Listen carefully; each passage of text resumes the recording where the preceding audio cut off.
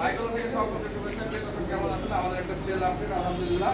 যে যারা এই স্পটটা বিক্রি হয়ে গেল, এই যে ভাইয়ারা আসছেন, কোথা থেকে আসছেন, কিভাবে আসছেন, কত টাকা দিয়ে দিচ্ছেন, এ নিয়ে কথা হবে।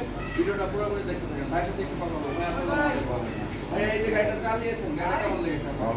ভালো লাগছে।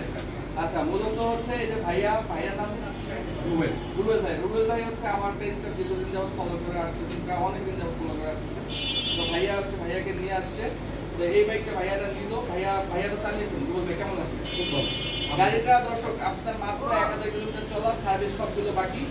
এবং ভাইয়ারা কয় টাকাতে নিয়েছেন? ভাইয়াদের কাছে জিজ্ঞেস করি, ভাইয়া কয় টাকাতে নিয়েছেন? 66,000 টাকা ভাইয়ারা বাইকটা নিয়েছেন।